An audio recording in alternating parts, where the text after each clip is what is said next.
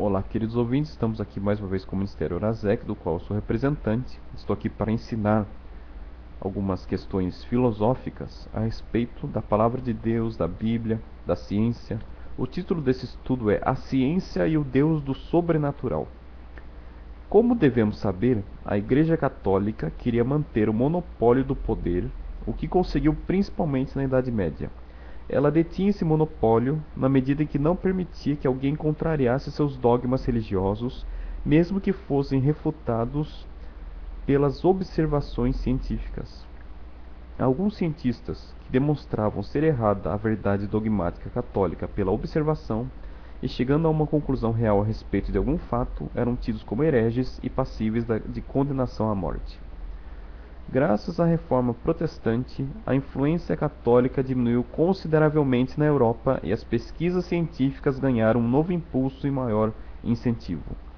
Lutero, inspirado pelo Espírito Santo, iniciou a Reforma, que cooperou para a ciência avançar em seus estudos e pesquisas, e muitos cientistas ao menos reconhecem esse sobrenatural que ajudou a ciência, que colaborou na sua libertação diante dos tentáculos da Igreja Católica que a sufocava.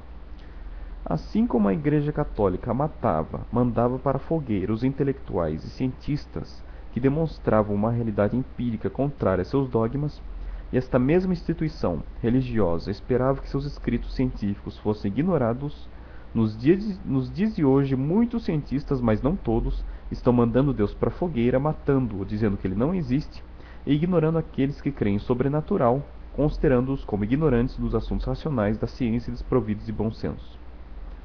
Enquanto a Igreja Católica mandava os intelectuais para a fogueira e esperava que seus escritos fossem ignorados, muitos cientistas mandam Deus para a fogueira e ignoram os que creem sobrenatural, marginalizando-os como incultos e ignorantes.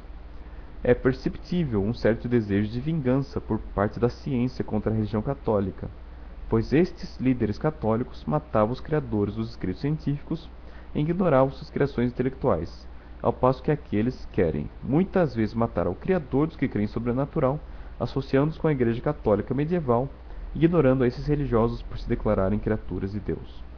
Enquanto a religião católica matou os criadores dos conhecimentos científicos e ignorou essas criações intelectuais, muitos cientistas matam a Deus que criou os religiosos e os ignoram. Muitos desses intelectuais também dizem que não vem de Deus, mas sim do macaco. Deste modo, podemos entender como se processou e se desenvolveu o ateísmo de tantos intelectuais. A resposta para essa questão está na repressão da Igreja Católica contra os cientistas no passado. Da mesma forma que a Igreja negava os fatos científicos comprovados empiricamente, mesmo sendo verdadeiros, muitos cientistas, mas não todos, não admitem um sobrenatural, mesmo que seja verdadeiro. Certa vez eu disse a um cientista que eu cria na cura sobrenatural de uma doença, ao que ele respondeu que em todas as décadas que ele tem atuado na ciência, nunca observou alguma cura sobrenatural. Mas será mesmo que se ocorresse alguma cura milagrosa, os cientistas iriam registrar o fato com explicações dentro da naturalidade ou como uma obra divina e sobrenatural em seus documentos? Pelo que sei, os cientistas em geral não fazem anotações do tipo Deus atuou nesse caso ou Jesus tratou uma dor, ou outras coisas desse tipo. É por isso que muitos cientistas trabalham uma vida inteira sem ver o sobrenatural e milagre. Eu oro a Deus por esses cientistas ateus, não ao Deus da Igreja Católica medieval, mas ao Deus verdadeiro que criou tanto o homem, assim chamado religioso, quanto ao homem que formulou a ciência. Eu oro para que esses intelectuais não odeiem a Deus, que não tem culpa da morte de muitos cientistas do passado, mas que, pelo contrário, inspirou os reformadores protestantes a tirarem a pressão sobre o empirismo com seus estudiosos e observadores, protegendo-os deste modo. Que Deus continue nos abençoando em nome de Jesus. Amém.